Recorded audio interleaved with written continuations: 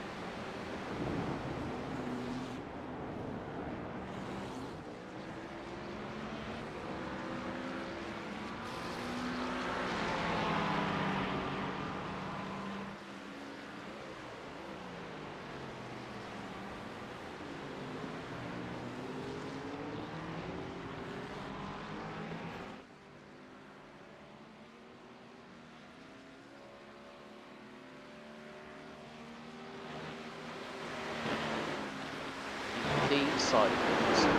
As he has got Gavin Cambria behind him amongst other people. Actually, it's going to be more than likely Jacob Gruber as we see a little bit of close that. James Larson, Ray Sanchez, and Carlos Luis Padilla, the man this battle for third position. Matt Mitchell in the number 69 Spike livery. KO Racing IMSA is also closing in, so that is a quartet battling over. It's P14 overall, but more importantly, it's P3 in the LMP2 division as they come out of Speaker's Corner. Head to this very fast double left-hander.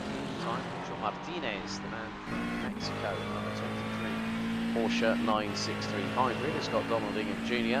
and the recovering Derek Tyndall. Travis Stevens, unfortunately, after that drama at the opening lap of the Source, is about 3.8 seconds back. There's 2 wheels on the grass. That's not what you want to be. We're going to dirty up those tyres, and the grid is going to be at an absolute premium heading into Blanchimont. But Donald Ingham Jr. for the Misfits Racing crew, one of the teammates of Ryan Frankenberry, but Landon Stewart is making sure that BMW MP8 Hybrid is keeping Adrian Puebla in the number 29 Ferrari 499P GTP car. Very, very honest indeed, and bearing in mind that Landon Stewart has the fastest lap of the race, the number 1 car, 2:02.48. Last time round was 2:54 Stewart, 2:02.54 for Puebla. So it's very much even Stevens, but they have already bolted up the road with Ryan Frankenberry to the tune of 3.5 seconds, and that gap is increasing. It is indeed, and that's going to go right into the hands of Landon Stewart. The best thing you can have is to not have to worry about anybody behind you, right? You can start to, kind of get in a little bit of a rhythm. There's no urgency. You want to stay with the car in front of you, but with Spa, so long as you're set up so you're tuned out and you're patient enough on the brake pedal that you don't, lose too much tire, lose too much speed, getting in the dirty air, particularly through this middle section, you see actually Puebla running wider than Stewart. He's able to just tuck in. You can stay at about this range here in the middle sector and just utilize that traffic. All those straightaways can save a little bit of fuel, maybe try the overcut by a lap on a couple of his stints, play the fuel game there a little bit. Landon Stewart's in a really good spot there. And this BMW, I know it doesn't get a lot of love. He's the only one in the field in the GTP class. Proud BMW driver myself. I couldn't use it for a number of years. New updates they've made since the new Evo package came in, and now it's the most modern of any of the cars in the GTP class. It is quite a bit easier to handle. It's kind of in a Ford Mustang similarity in the GT class. Kind of just, just one that wants to ride it out there. You need to be patient. You need to be steady with it. It can be a little bit of a slow turner, but when you really get it in a groove, it's quite nice in the long run. So we'll see what Stewart can do there in the long run as LaFrance keeps his move up the grid going. He's going to throw it in around the outside. A gutsy move. Gets given the room. Really clean racing there by Pierre Laporte, and he's going to get him back on the outside. He can use all the curbing there on exit. He gets up on that elevated high outside curbing to make the move. That was super respectful racing. Well, France is on its hair now, just one spot away from top of the class in that Valvoline car at Duggar. Really respect the way that Laporte ran that there, Alex, and I think the guy that may win out, actually the GTD Pro car there of Group sitting right in behind. Yeah, so that is another move done by Porsche, the 118 of Nicolas Lafrance, up 7 positions, now P2, and as you rightly said, Pierre Laporte giving him great racing respect through Lecon, Malmedy, and then downhill to Rivage. But here we go with Derek Tyndall closing in on Ingham Jr. This is the battle for P8, 9 and 10 with Lucho Martinez just in front, and Derek Tyndall for Maximum Effort Motorsports, a teammate, also runs in a multitude of other series, including the Apex This Porsche Cup Championship Season 28, which will be this coming Tuesday night, where that particular championship will head to, well, they've already started the second half of their season, but going Canberra closing in, and this is going to be on Will Atom. Well, no, actually Gonzalo Abascal, the man from Mexico. See trying to get out. Canberra looking for a way through, looking to dive to the outside of the chicane, running the black coffee livery, and that was very close. Oh dearie me, the Corvette nearly gets caught out there. It was Donald Powell, so no, it wasn't. It was Tyshawn Green who has managed to work a little bit of his magic as he goes round the outside of Canberra, going through at the source. That's a great place to do it. But Tyshawn Green showcasing that he's not a slouch in a GTD car. He's going to try and go uphill, and I think he has just managed to get through as Ingham Jr. right on the rear of Martinez, and is now through on the braking zone into the chicane. Can it be the case that Derek Tingle also sees the opportunity? And great to see everyone watching in the chat here on Race and Nexus. Thank you so much for your company. Racing Mexico saying Vamos Adolfo Mucho Martinez. And come on, Adolfo Perez, cousin of Checo. Oh, that's an interesting fact to know then, if that's true.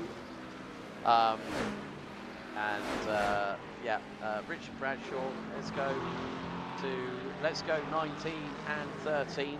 That's Jason McMahon, Jay Alexini. So cheers are coming in. But there's Jason McMahon in that wonderful matte black and chrome liveried number 19 Warrior Racing Mustang GT3. Of course, we're all very excited because Ford has started testing, I would understand. But look at this, Landon Stewart to the outside of Adrian Puebla. They are wheel to wheel down the hill into Double Gorge. Landon Stewart nearly had the inside line, had to duck out of it. He's in the strength of Puebla keeps a hold of the race lead, but I think it's not a case of if, it's a case of when. Landon Stewart in that very capable BMW M V8 Hybrid GTP Evo, of course, smaller kidney grills as Puebla comes across traffic. That was one of the Porsches he's just tried to get through on, and he's managed to get that move expedited. Landon Stewart is not letting the Mexican get away by any sort of imagination. He'll go past on Powell. Puebla nearly got himself caught out there. Yeah, ridiculous amount of entry, exit there that he took going a little bit off track. Doesn't look like he has a slowdown, probably would have surfed there in the braking zone, but yeah, those are going to be the key moments there, Alex. You saw that the car, particularly that second lap car they went through the GTD class, as they're going through that high-speed left-hander, one car gets by, Puebla's able to go flat out through that corner, obviously runs a little bit wide. Stewart has to kind of check up, though, to make sure he gets to the inside. He has to close the corner off a little bit. Those are going to be the big moments, more than just having a car check you up as one of these cars. That's right here again. He's going to have to check up as Landon Stewart. He's going to have to kind of give a quick breath of the throttle, so he's got to wait to get all the way around the car. And as a result, Puebla's gap now goes into about a second, where this time, the last lap, it was about 2/10. That's how we set up that move. So really huge, these little moments that are going to determine the race, and there is Lopan moving to the inside. He gets a couple. Actually, Stewart there got a trio of GT3s, same with Puebla up front. So Adrian Puebla, now it's going to be up to him. He's going to be the first one to hit traffic. And I've always heard different things from lap cars, typically racing in series that are multi-class. I've asked lap drivers before, are you better at giving it up to the leader, getting out of the way because you specifically say, hey, this is the first lap car. You're more aware of getting out of the way from them. Or is it easier to move out of the way for the second car? Because once you're checking up to let one car by, you're a little more aware of the second. I hear every driver in every class has a different answer every time you ask, but either way, we're going to see who benefits out a little bit more. As Sanchez playing a little bit of bumper cars there with Matthew Mitchell. They were getting a little bit physical over this chicane before, and now it's Cloden going at it with him up the way through a Rouge and Radion. And it's one of those things here, Alex, that getting right up in the back bumper of one of these cars, you get the slipstream, it feels like it should be automatic. Sometimes you're actually better to have that longer run, start from a little bit further back. I think if Sanchez, as it looks like he will, can just protect the inside, I think he's going to have him here into the braking zone, but we'll see. Yeah, very much the case. And now from that perspective, it was just one of those things where you just have to sort of edge out at times when things need to work your way. And with these background traffic, we're into the first 15 minutes of this race, and the point is, in many respects, it could be the fact of GTDs having their own battle as Laporte is having another battle with Jacob Ruger there in the wonderful Marlboro liveried Ferrari, and that is a livery you wouldn't see in a modern day car, because that would be outlawed. Quicker than you could say the word jump, but Jacob Krug gets a little bit of the elbows out, treated by Pierre Laporte. That is a battle for positions in 27 on the road, but Pierre Laporte, more importantly, is trying to keep with Nicolas de France, but he is hemorrhaging time to the Porsche in front, and here come the two GTP leaders. They come indeed. It's Puebla down the inside there into the braking zone. Crucial moment for him to get by, and Stewart's going to get kind of checked up here because there's not really a natural passing zone. This is just a one-lane section of corners. Going to break by on the inside, but again, he's going to have to close those hands off, compromise his exit. And we're going to see, I believe that's LaFrance, who's been absolutely flying through the field here tonight. Now he's got a little bit of GTP help, and this really can make the difference. And one guy I want to see if it makes a difference for the GTP class as traffic starts to affect some of the front runners. Not quite makes it more reverse policy. We started up there with the class. A little Canadian like myself, always love a good Canadian boy, but he, you know, considering the dominance he had last week in Imola last week, Alex, it's not just that he's down here in P7, lost a couple spots at the start. His best lap of the race only at 2:17.83, best lap at GTD at 2:16.77, so it's not quite the pace he had last week. Maybe could chalk it up to the car a little bit relative to how it handled in Imola, but probably soon may need to start capitalizing on some of these GTP cars going back through the field. Wants to hold that GTD class lead, as here we see it's Larson squaring off with Ruiz. Feels like a repeat of last week. Yeah, and that's going to be very much the case of how you can take, as I said, it's just taking chances and taking advantage of these possibilities. So from that aspect, it's, if you get caught up in backmarket traffic and other things happen in front of you, you'll put up the corridor, so to speak. So it's about how you handle that pressure and the further situation that is going to develop over the course of this race. So from that perspective, you would have to say that these drivers, they are going to have to look at the pit stops now, because if they're a little bit further back, what does need to happen next of all is, are you going to slightly short fuel it, as Gonzalo Abascal trying to close in on Will Atom. This is for P4 in the GTD side of things. That's the medal for P30, P31 overall. But still, 38 cars out of the 35 are still running at the moment. But England Jr., oh, he's got past John Trennan, and there's Derek Tindall. It's a line astern between three GTP cars. Porsche versus Caddy versus Porsche, and there's Travis Stevens in the background, putting on the flashes to tie short green, saying, come on, Sunshine, get out of the way. Indeed, because he wants to be a part of this battle. Look at this between Tyndall, Ingham, and Trennan. I'm so impressed, particularly by the prototype so far, the job they're doing to give way, just backing out in the clever spots, and then you'll often see a driver give a spot up in a one-passing corner, and then the next time they get an opportunity, they're right back by. These cars just, right now, so easily able to pass because they're so strong in different places that it feels like they're back and up and forward in one position.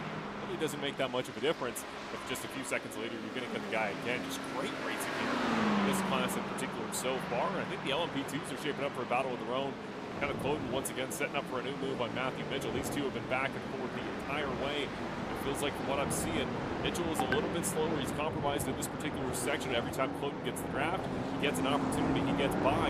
And Mitchell there in that LMP2 Spike Lara is really good in that little section. This time he is going to hold it.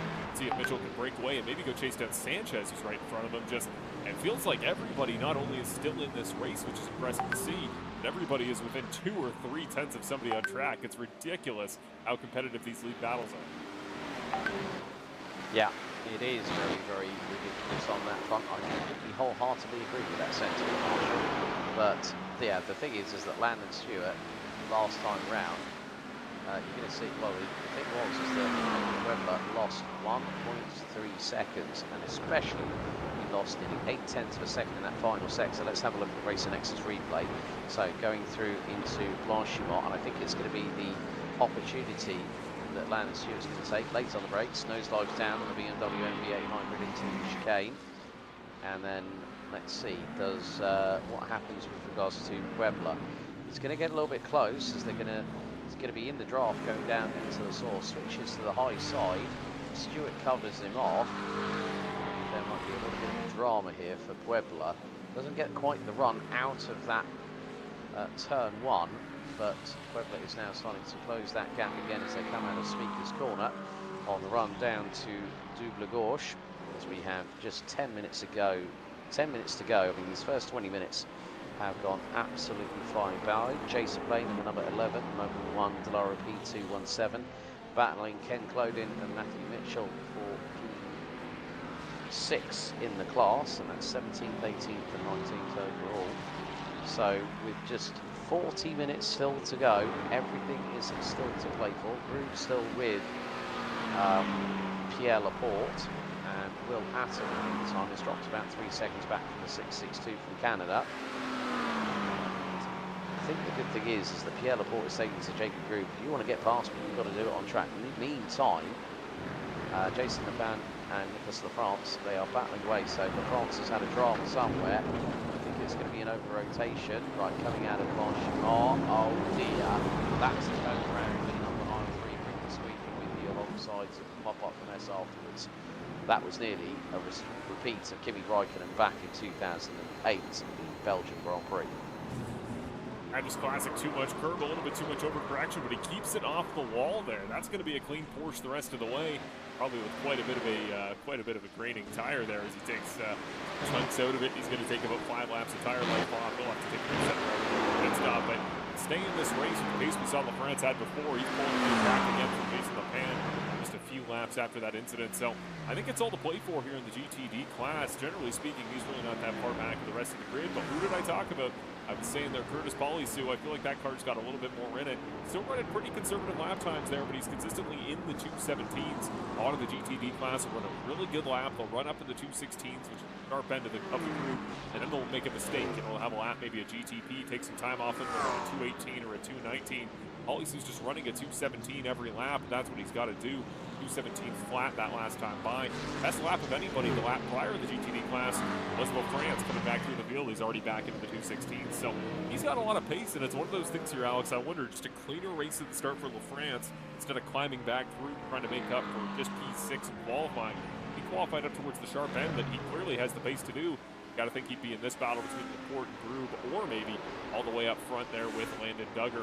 Now we got guys coming into pit road for the first time. First pit service of the day, and it's unsurprisingly going to be the LMP2 class. Yeah, not at all a surprise, really. Mainly because of the fact that you're at full throttle for over 75% of the lap circumference here at this 4.352 mile, 7.004 kilometre, 19-turn circuit. The circuit itself, the variation, has been in use since 2022. We are not using the endurance pits, we are using the standardised Grand Prix pits. Jr. in the 34 Acura, 3 tenths behind John Drennan, and the number 10, wondering about those colours on there. Yeah, Veloci Racing, the number 10, very similar to the Daniel Racing as well, which has a similar colour composition mock-up and a very different scheme, let's say. But this battle is on, once again, Laporte and Groove into battle as the two GT3 cars make their way into Francochamps at about 230 plus kilometres an hour on the power all the way through the corner. And in the meantime, well, this is where we see how difficult sometimes it can be. You might be in the toe of the car in front, but that aero wash can be quite deadly, especially if you are right on the rear of the rear diffuser of the car in front. We're going to have a look at another replay here. This is going to be with John Drennan, and it's into turn 1 at the source, and Drennan has just locked it up under braking, rotated the back end. So Donald Ingham Jr. goes through. There goes Travis Stevens as well. So John Drennan loses a couple of places, but unfortunately that stings his pride a little bit at the same time.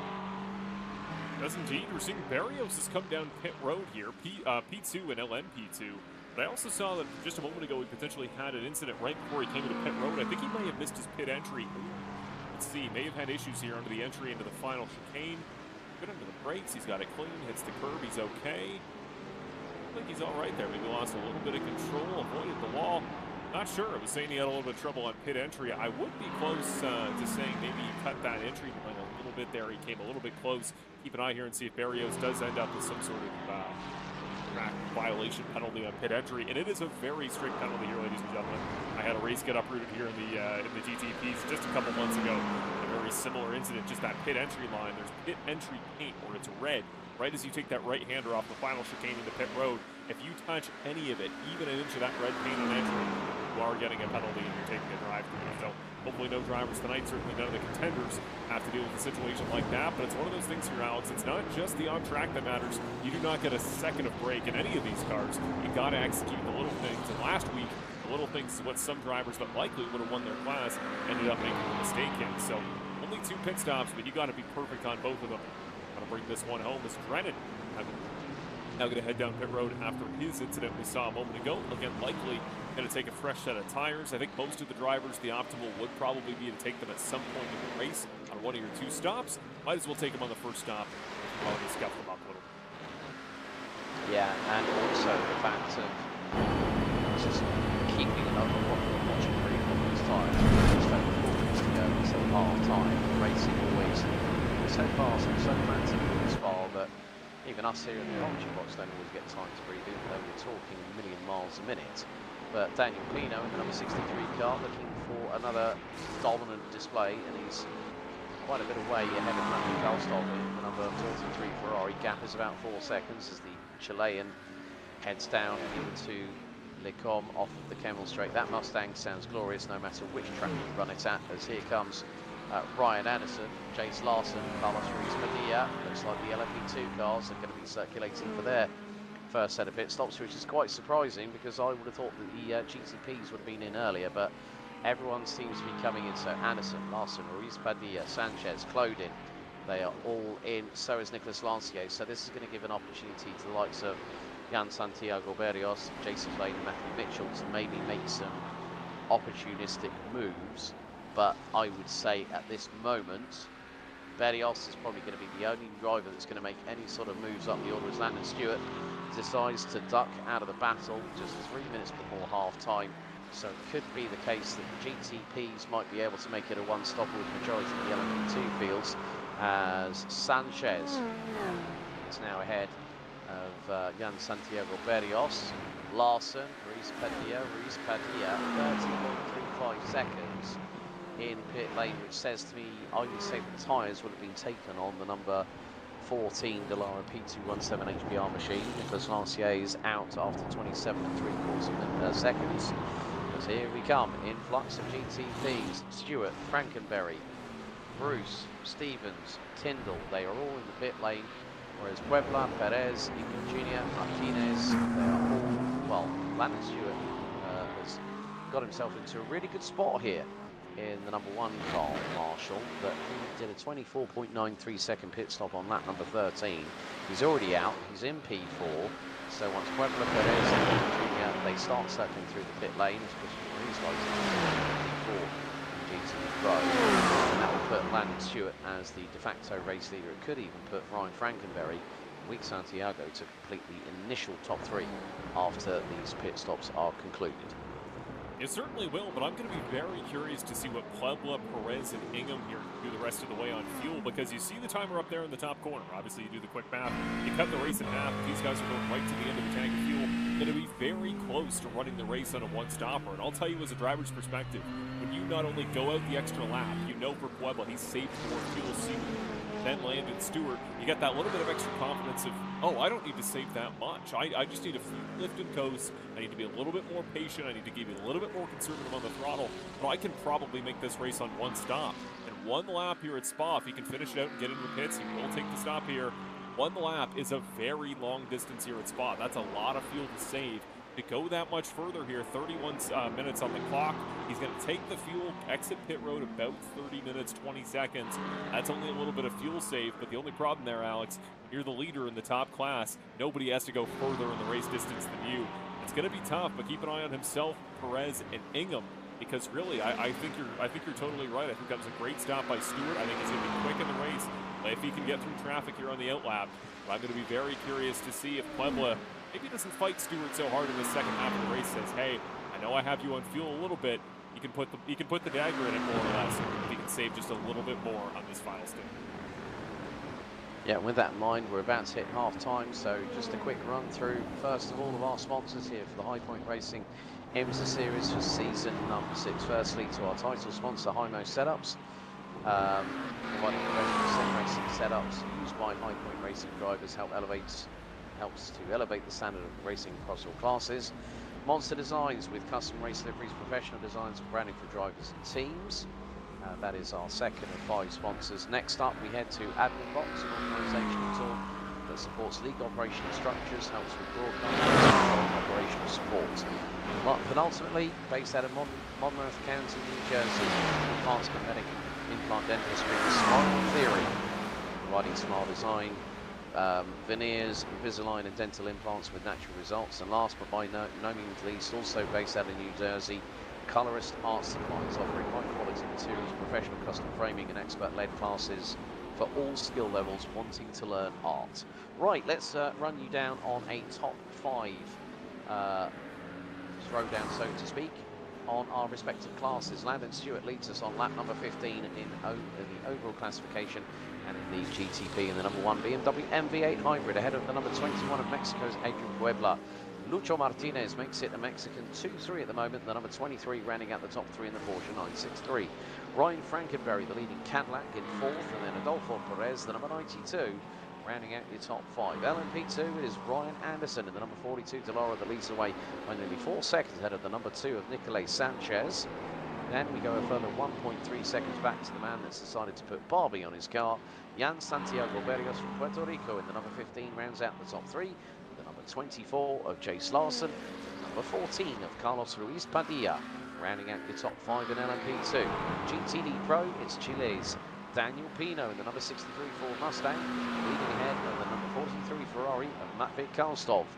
G.Chaves in the number 37 McLaren rounds out the top 3, a further 3.3 seconds back, with Jacob Grube in the number 18 Ferrari, Tyshawn Green in the number 20 Corvette, rounding out your top 5. Landon Duggar in the number 169 Valvoline Lamborghini leads the way in GTD, ahead of Pierre Laporte by just over a second. The number 662 for Canada running in the second spot. Will Atten, number 33. Liquimoly BMW M4 GT3 Evo rounds out the top 3 with Curtis Polisu, making it 2 Canadians in the top 5 of the 96 McLaren 720S GT3, and Mexico's Gonzalo Abascal, number 17 Mercedes, rounding out the top 5 rundown here on round 2, season 6 of HPR IMSA series here from Spa-Francorchamps, as we see Lucho Martinez in the number 23, now being the last of the drivers in the LMP2 class. They went as far as lap 15. That's a pretty good stretch by the Mexican. That's ridiculous. I don't know where he found that time. The optimal, if drivers could make it anywhere near that far, would have been to stay out. So the fact he found 2 extra laps, good on you, Lucho Martinez. That is just impressive work there. To, you know, it's very possible from the midsection, you know, just play it steady, play it easy on the throttle, pull your way through the corners. It's actually better on your tires as well. It's not impossible to do, but that is ridiculous. On real speed, really not that far back of the field. So to be able to go that far, he's very much in play that way, going to go for the top 5 if he can keep that legitimate pace up the rest of the way. As we see a couple of the GTD drivers finally coming down pit road there for their first and only service of the night. Looks like the GTD field is going to do an easy one stop. You got to think the pros going to come in here any moment there as well. You see Duggar, Laporte. I think it's going to be a battle of Polisu and Adam off pit road. Adam should win based on entry, but we'll see here which of these 2 guys takes the lead, Canada or United States. Going to be the man from the U.S. just barely beating out Polisu. It's going to be close off pit exit. Actually, wouldn't be surprised here if Polisu gets the run there with how close they are once they leave, I believe, if I'm not mistaken, on the quick pit exit, not the endurance style all the way down the straightaway. So keep an eye here. Wouldn't be surprised if the Canadian can get a good run. That BMW is pretty wicked in a straight line. Wouldn't be surprised if he come off. Keeping an eye here, Berrios and Sanchez as they came out of pit road. There's Barbie car going by. Barbie in the Barbie world right now. It is a good day to be Berrios, who's just been flying back through this field. Dropped a couple spots there early, all the way back up to P2 after starting P3 in class. Ryan Anderson's about 6 seconds down the road. This he's putting out right now. It's going to be hard to beat as they go by the leader there. TT keeping an eye on the front battle though. We're back in traffic here, and now we know, Alex, this is where things are going to get crazy. As we see there, you see Puebla, the back end stepping around on him as they get into dirty air traffic, and the GTDs are going to do their very best, but sometimes just, you know, putting yourself in too much urgency, you find yourself in a position you don't want to be in. And again, we talked about it. If Stewart can go the rest of the way on fuel, the last thing he wants here is to risk his race in a battle with Puebla that potentially, based on strategy, might not actually determine the race. Yeah, very true there, Marshall, because Gonzalo Abascal, who is still running pretty well. P5 in the... Landon Douglas had a moment. The Valvoline 169 Lamborghini has lost the race lead. Oh no, and that has got damage. Landon Duggar, that is going to be... Oh, that has got a left and right rear that has seen better days. That is going to be a return to garage, and that is just off the fuel on. I'm not at all surprised. Let's have a look at the replay. Well, it's double gauche. So what has happened here? Jan Santiago Berrios to the inside, and there is Nicolay Sanchez through into double gauche, and he just... Well, he loses the back end and wallops straight into the barriers, and then he tries to recover the car. The right rear is so badly damaged on that Lamborghini Huracan, and there was no contact. It was, well, there might have been a little bit of Mr. Netcode involved there between him and Sanchez, but it looked like from that perspective that Landon Duggar lost it all on his own based on the aero wake that was created in front of him. Yeah, just loses it on his own. No involvement by Nicolay Sanchez whatsoever, and that just goes to show that the aero wash from an LMP2 car could really upset the balance, and that's why the car went out of control in the hands of Landon Duggar, and it's cost him a potential race victory there with 23 minutes and 40 seconds on the ticker, still to go until we hit 0. That was even more violent than I think I've ever seen through that complex. You're totally right, Alex. He just gets in that aero wash. He's taking a wide arc. Like, really, he shouldn't be putting too much wheel in the car. But, yeah, you see it never even for a moment has anything on entry. It's an immediate step in the back end, and you're just a passenger at that point as you slide through that corner. There's a little bit of runoff gravel, but you're carrying so much speed, and he probably hadn't barely touched the brakes at all by the time that happened. So Sanchez luckily gets out of that one. If he had been a little bit further wide, he might have clipped him, and not safe in an LMP2 once you make contact into a braking zone. So luckily everybody going to get out of that unscathed, except of course Duggar, who is having such a good race, and really the pair of Lamborghinis, himself and Pierre Laporte. I'll tell you, behind the scenes, the Lamborghini typically not what you consider together, not really optimal for this kind of racetrack and the way it wants to race and its advantages relative to the other GT3s. But you don't tell that to the two drivers driving the Lambos tonight, because they have been in exceptional form. And Laporte now going a little bit off wide. There's a number of drivers here. I think there are some drivers who didn't want to take tires to be advantageous here for the pit stop time, that you're just sitting in the box. There's a couple guys that are trying to, starting to look squirrelier and squirrelier as this race goes on. This one is not going to go until it's over here. Alex Stewart desperately trying to flash the post. He's still got Pueblo in behind him. The desperation that he's riding with makes me feel less confident that he thinks he can get to the end of the field, even with that extra lap that he has over Adrian Pueblo. Well, they do say, Marshall, that it ain't open till the fat lady sings, and she definitely has not sung her tune here at Spa. But it's just going to be it's just going to be the case of how you might manage this traffic. We've got just under 22 minutes to go. Got a request from Ryan Nickerson in chat. For a clip, can you just flame Matvey Kalstov in GTV Pro? Let's see if we can find the number 43. There he is, coming down the hill, and a wonderful livery on this car. Of course, Matvey, last time out, was running in season 5 in the Aston Martin, and he definitely showcased some good form there. But the thing is that Daniel Pino is on potential course for a back-to-back race win in the number 63 High Point Racing Ford Mustang. That Coyote V8 5.4 naturally aspirated V8 powered car is doing a wonderful job, and this is where the car on the Mustang is going to absolutely flourish, because with 75% of full throttle round here, as we have had a change. Stewart has lost the lead to Pueblo. We are coming down to just over the final 20 minutes until we hit the GT, well, hit the flag. Let's have a look. Oh, Carlos Ruiz Padilla. Okay, here's the move. Pueblo, wheel to wheel, round the outside, the good old Slim Shady.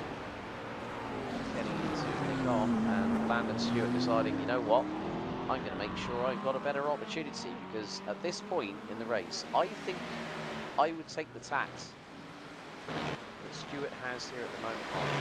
Let Puebla drag me around the circuit. Ferro wash from the rear wing to 499B. But it is going to give Landon Stewart that opportunity to exercise that fuel strategy straight away, as Nicolas Sanchez comes in for his second pit stop. That's interesting. So I wonder how long he's going to be stationary on his marks here in pit road. He's got that car pointed outwards towards the fast lane. So Nicolas Sanchez, how long is he going to be stationary for? 23.5 seconds. Will Atom trying to make his wellies through on, well, Curtis Polisou is through. Travis Stevens now comes in for another pit stop here on lap number 19. So the games, they say, Mr. Crocker, are afoot. They are indeed. I'm very intrigued by that Nicolas Sanchez pit stop.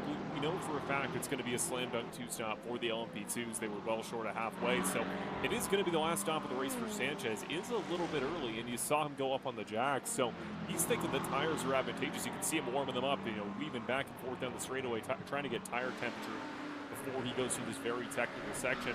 It's just fascinating to see different guys really are taking different strategies today. And what's blowing my mind was Lucho Martinez going 2 extra laps, and then 3 extra laps over the leader, as we see a little bit of off track there from Sanchez as he tries to get those warmed up to temperature. But the fact that Puebla went 3 laps less than Martinez, who wasn't considerably off the pace, probably about 2.5 to 3 seconds a lap off from your race leader Puebla, was Martinez. It really does say that everything is up to point here. There's guys that are doing it on strategy. There's guys that might take a stop, and then there's guys like Nicholas and France that are pushing for everything they're worth. He pushes the GTP of Tyndall to force him to go all the way around the outside, because he's like, I'm trying to set up for 3 wide. He's into the back of Camber there on entry, and he just he was going to find his spot on the inside. Camber said, I'm going to try to hold you off as much as he could, and I don't think he was ready for how aggressive LaFrance was willing to go. He is on a charge from the field. Porsche has to get the elbows out a little bit and take the last spot here in the top 5. Let's see it. Yeah, let's have a look. So 3 wide as Tyndall goes through. It's a tough one to call. Might be a bit 50-50 on that, but I'm sure that Gavin Canberra would argue his case, saying, well, he just hit me. But the thing is that LaFrance could have actually might have a little bit of a retort, saying, well, hang on a second, I was halfway alongside you going into the corner, which he pretty much was. I mean, you look there, the contact point is around about when LaFrance's car was about 50% of the way alongside the left of Canberra's Mercedes. So let's have a look from here. Yeah, I think LaFrance might get the benefit of the doubt on that one if Canberra sends in a protest, possibly, but that's down to race control. It's just how we see it from our viewpoint, folks. For my money, I don't really, see what LaFrance was going to do there. He gives him some space, obviously tight close quarters racing. I don't think Canberra thought he was going to get quite that close quarters into that braking point. I think he thought he was going to get given more room. LaFrance really pinches him up into that line curving, and I think Canberra just turns down a little bit early. Might be his normal line for that corner, but unfortunately for him, power on the inside kind of dictates the corner in that spot, and LaFrance, I think, was ready to really open it up. They had squeezed him off there in the mid-corner, but we won't know because they never make it there. I think you're right. I think LaFrance is going to have benefit of the doubt there if they try to give him a penalty post-race. I think probably fair game for my eyes, but when you're operating in such close quarters in such a high speed, high low, you're really at the whim of the decision of other drivers, because everybody can see it in a lot of different ways. It's so hard to get through these corners single file. They can incorporate the lap traffic in front of them. We saw the aero wash play a role. There's so many factors, and for me, I think you let the drivers figure it out. You remember what happened. They're both guys in the same class. If they feel the need to figure it out on track again later, they can do so. I believe we might have more pit action, or we have a car off track. That's Frankenberry. Their GTP has gone off, and it seems so is Matvey Kostov, E2 and Pro. So I believe we've got another one like last time. Oh dear, this is not what we need here. It's Frankenberry. This is going to be heading through towards the chicane. And that, Frankenberry, I think, might be pleading the 5th after that one. But let's have a look on the onboard with regards to Matvey Kostov. And you see the closing rate of speed, and I think really Ryan could have just backed out of that a little bit, maybe just lifted off the throttle, not gone hard on the brakes. And you're just going to see it here, like, Katsov is just minding his own business, throws it in, bang! It's a big send. That's a big commitment send there on the brakes, especially with the car in front. I think Kostov, you're right, just closes the corner off to take his line because he's thinking, oh, no way this guy behind me can make up that much gap in that much time. But it is ridiculous, the pace differential. These GTPs absolutely flying. It doesn't matter, folks. You can run as many laps as you want in an endurance race, in a sprint race. It doesn't matter. You forget how fast the GTPs are relative to you as a driver in a GT until you see one of them do something like that. And I think Frankenberry on his own, he was going to make the corner. I just don't know if he was going to make the corner with enough room there for the driver on the outside there with Kostov. So luckily Kostov remains in the race, still P2 there in the GTD Pro class, but it's going to be a lot more costly for Frankenberry, who is still in play potentially to go track down the leaders if something went on. I think Puebla and Stewart are in a class of their own. I think they are going to have to run to the green no matter the way this goes to the end. But this battle has been the one to watch here between Pauly Sue and Adam. And Laporte is doing a great job. He's opened the gap up to about 16 seconds ahead of this pairing. So Pierre Laporte likely, I'm going to knock on wood here on his behalf, very good chance to make his first win of the season over this man in P2. Pauly Sue, who won at Imola, but this battle is quite different again, Alex. As we've seen, if some multi-class shenanigans goes in, I don't think Laporte can phone this one in whatsoever, especially if, as I theorize, we see him go off in the dirt again a little bit. I think he's on old rubber, and old tires, running by yourself in a time trial can be difficult to do here at Spa. So Laporte, he's got to keep his P's and Q's underneath him, lest he get passed by last week's race winner. Yeah, and if you're on older set of tyres, to the point where they're nearly falling off the edge of the cliff. It's like you're slipping on an ice rink without any skates on. So forget grip, you're slip sliding away, so to speak. But Ryan Anderson has done an absolutely stellar job in the LMP2 division. He was not the person that put it on pole in the class, whereas Jason Blade has come in for his final pit stop with 12 3/4 minutes left to go in the number 11 Mobil 1 entry. As we have Anderson leading, Santiago Berrios, Larson in P3. So Larson having a better time, qualified P6 in the division, and now is up to 13th overall.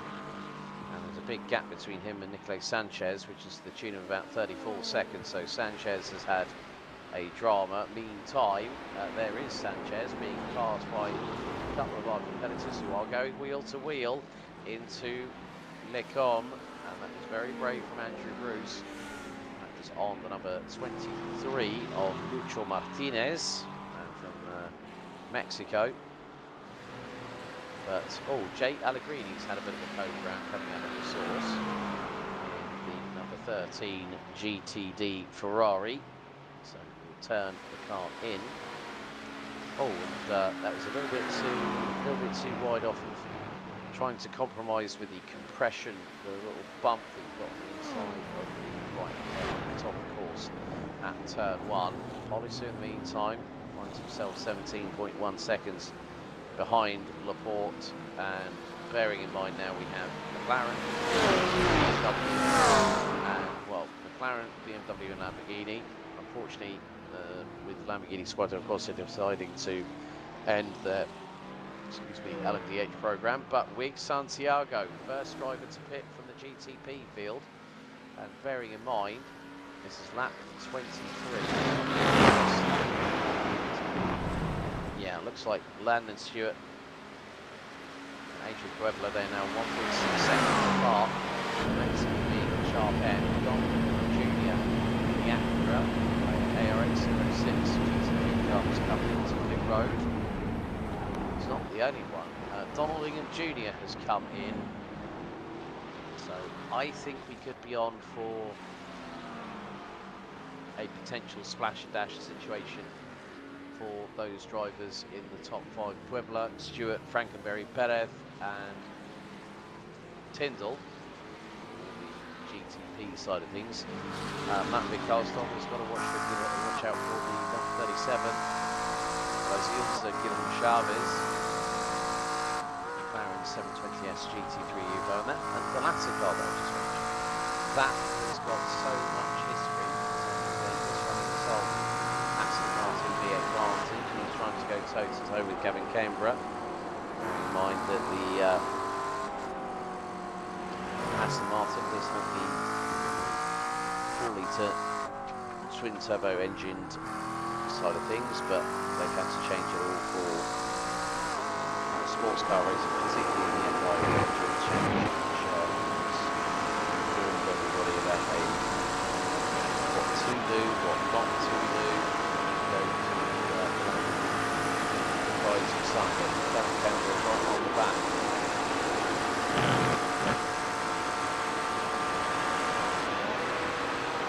But nevertheless, again, Andrew Davis doing a really good job here, just keeping it to the inside, nice, calm, close and collected.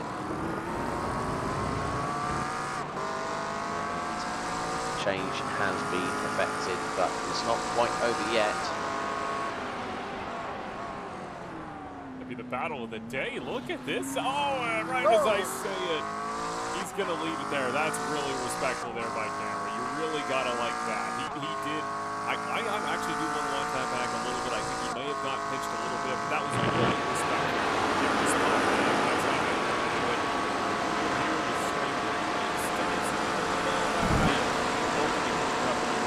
That's a respectful spot to get the if you don't see that, if you don't see that, I love to see that, especially these two guys who are battling for 5 and 6. It is the end of the top 5 in class. It's an important spot. There's a lot of space ahead and there's a lot of space behind, so you like seeing that, don't you? It's just a little bit of camaraderie to say, hey, I want this spot, this means a lot, this isn't the way I want to do it, that means more to me than just taking it into the spot like that. As Lopan and Powell are the two that are behind Davis and Canberra, they're battling 7 and 8, is a little further up the field. I think we have another GTP battle, Santiago going back and forth with Tingle. I think Tingle losing out there up over Radion. He lost a little bit of room, so we'll go back to this battle. Powell is one of the rare Corvettes that we see in tonight's running order. One of them, Tyshon Green at the bottom there, GTP Pro. One of the field crews out, trying to keep the straightaway speed up in a car that is very twitchy, likes the short speed circuits. This is one that if we go to a track like Long Beach or something like GTs, this is going to dominate. Spa is not quite its circuit, so got his work cut out for him. This Powell here going up against the Mustang of Lopan that loves a track like Spa. You see more GTD partner that's on P2 traffic that I believe will lead. Ryan Anderson wants to take that. Yeah.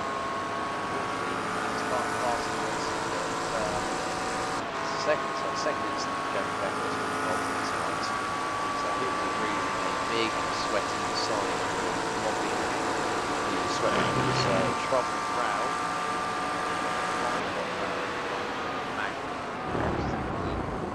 The shadow realm, and he'll be thinking for the next 7 minutes, please, please, please, no one to leave. I'll correct myself from a of that lead group who was able to stay out the longest there on field. Ferrari has 14 laps. So if you look at the top left there, the number to beat, 29. That is the money lap. If you can get through 29 laps here at Spa, going to make it to the end of the race. But you really haven't seen much of this seconds. So I think Stewart is in full second. Not really to get the win, just to protect the speed. Wants to save it, wants to go the rest of the way. Somewhere, he should be able to make it to the end of this race. I think you are gonna see over these drivers' dead bodies in the top 3. Webber, Stewart, and Frankenberry. They are only gonna pit when absolutely necessary. And if that really starts to cost them lap time, that's where I think Big Santiago might come in, because he's the first driver in the GTP class to do both pit stops. He's gonna be pushing like a bat out of hell. He's gonna have probably better tires, and he is gonna have that low fuel. The car is gonna be very light. It's gonna be very quick in his open lap. So keep an eye for a Santiago fan. He might still have a very strong chance to get back in this podium, likely to pick the spot up off Frankenberry if that one-stop strategy is up. If there's a guy I'm confident can do it, I think it is Pueblo. But keep an eye because Stewart just found a full second there in that final second. Yeah, I think it is just all about those, those millimeters, those inches you need to gain, and that's why Puebla is definitely getting see a little bit of elbows out between James the Man and out. 6, P7, PTP and class. Yeah,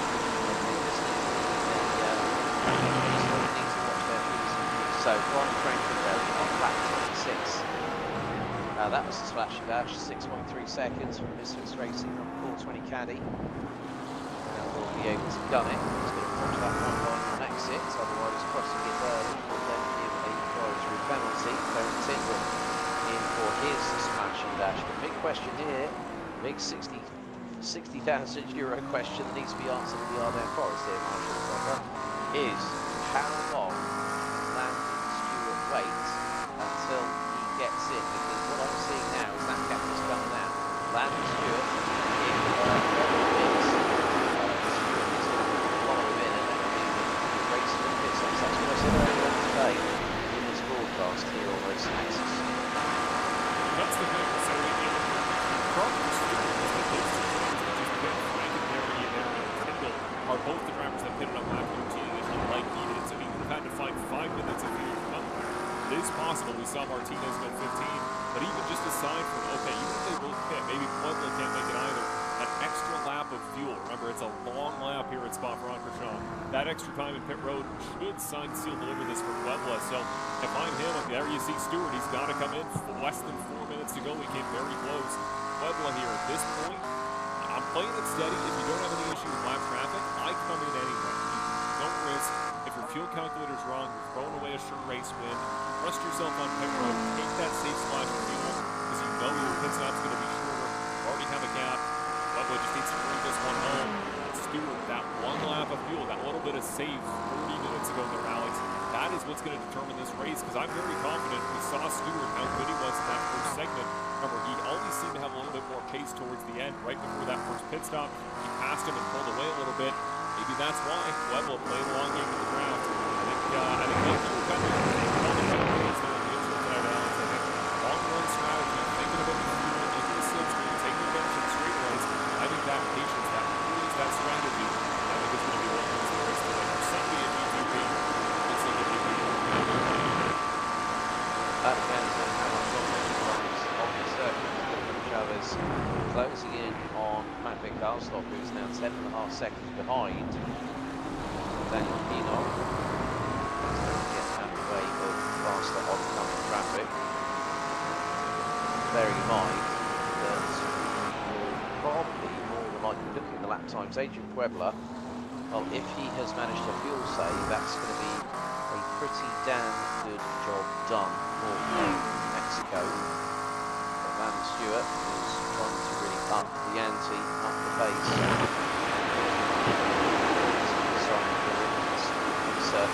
Push the tempo.